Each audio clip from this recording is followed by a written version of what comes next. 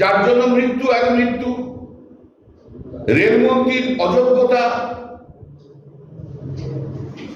উত্তরপ্রদেশের মুখ্যমন্ত্রীর অযোগ্যতা, তার জন্য এত মৃত্যু। জলে এত দূষণ। তাহলে পলিউশন কন্ট্রোল বোর্ডরা কি করছে, সরকার কি করছে, ডিস্ট্রিক্ট ম্যাজিস্ট্রেট কি করছে? পশ্চিমবাংলায় কিছু হলে তো বিভিন্ন কমিশন ঢুকে যায়, হিউম্যান রাইট কমিশন, মহিলা কমিশন, শিশু কমিশন, ন্যাশনাল শিশু কমিশন। তা কুম্ভ মেলার সময় ন্যাশনাল হিউম্যান রাইট কমিশন কি করছে? যেহেতু ওখানে বিজেপি সরকার আছে বলে হিউম্যান রাইট কমিশন কিছু করবে না, মহিলা কমিশন কিছু করবে না। কুম্ভ নিয়ে এবার বিরোধীদের আক্রমণের জবাব দিলেন প্রধানমন্ত্রী। কিছু নেতার ধর্ম নিয়ে উপহাস, এটা একতার মহাকুম্ভ, এরা বিদেশি শক্তির সমর্থন পাচ্ছে, এরা দেশকে ভাগ করতে চায়। কুম্ভে মৃত্যু মিছিল নিয়ে বিরোধীদের আক্রমণের পাল্টা জবাব দিলেন নরেন্দ্র মোদী।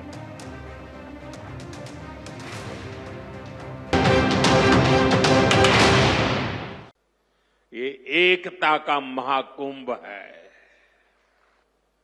ये महाकुंभ एकता के महाकुंभ के रूप से प्रेरणा देता रहेगा और देश की एकता को मजबूती देने का अमृत परोसता रहेगा।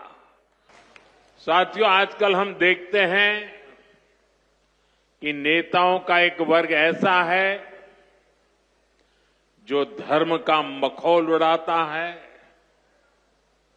उपहास उड़ाता है, लोगों को तोड़ने में जुटा है। और बहुत बार विदेशी ताकतें भी इन लोगों का साथ देकर देश और धर्म को कमजोर करने की कोशिश करती दिखती है। ये लोग हमारे पर्व, परंपराओं और प्रथाओं को गाली देते हैं। जो धर्म, जो संस्कृति स्वभाव से ही प्रगतिशील है, उस पर ये कीचड़ उछालने की हिम्मत दिखाते हैं। মহাকুম্ভ আমি নাইবা বললাম, ওটা এখন মৃত্যু কুম্ভ হয়ে গেছে, মৃত্যু কূপের মতো। আমি মহাকুম্ভকে সম্মান করি, আমি শ্রদ্ধা জানাই, পবিত্র গঙ্গা মাকে আমি সম্মান করি, কিন্তু প্ল্যানিং না করে এত হাইপ তুলে এত লোকের মৃত্যু বললেন 30 জন, কথাটা কি সঠিক? কত ডেড বডি ভাসিয়ে দিয়েছেন নদীতে? কত হাজার হাজার, 8বার আগুন লেগেছে। বড় লোক আর ভিআইপিদের জন্য লক্ষ টাকার ক্যাম্প, আর গরিব লোকেদের, সাধারণ লোকেদের জন্য লাইনে দাঁড়ান 15 ঘন্টা 20 ঘন্টা দাঁড়িয়ে, যদি একটা মাদুরেও বসে 2000 টাকা, এক কাপ লাল চাও 500 থেকে 2000 টাকা। তারা যে জায়গাটা গিয়ে স্নান করবে সেটা আলাদা, ভিআইপিদের স্নানের জায়গাটা আলাদা। আর সেই জলটা আপনারা দূষিত করেছেন, বিষাক্ত করেছেন মহাকুম্ভের পবিত্র জায়গাটা। মৃতদেহের ওপর দিয়ে যারা এই হাইপ তুলছেন আর টাকা কামানোর জন্য ধর্মকে বিক্রি করছেন, তাদের আমি মন থেকে মেনে নিতে পারি না।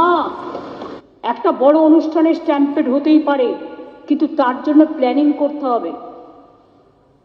কি প্ল্যানিং করেছিলেন আপনারা? মহাকুম্ভ শুরু হওয়ার দিন পর্যন্ত কোনো প্ল্যানিং হয়নি। ইভেন এখনো আমি দেখছি আসানসোল থেকে শুরু করে বিহারের লোক এনে ভরছেন, আসানসোলের লোক এনে ভরছেন, বিভিন্ন জায়গার লোক এনে ভরছেন, আর বলছেন চলো সব বিনা পয়সা করে দেবো, ফ্রিতে ট্রেন দিচ্ছেন। আপনি আগে দেখুন আপনার ক্যাপাসিটি আছে কিনা। রেলের স্ট্যাম্পেডেও তো অনেক মানুষ মারা গেছে, অনেকে আহত হয়েছেন, কিন্তু তা সত্ত্বেও আমরা খুব সফট লাইনে বলেছি। তার কারণ ইনসিডেন্ট বা অ্যাক্সিডেন্ট যে কোনো জায়গায় ঘটতে পারে, সেটা নিয়ে আমরা নোংরা রাজনীতি করি না।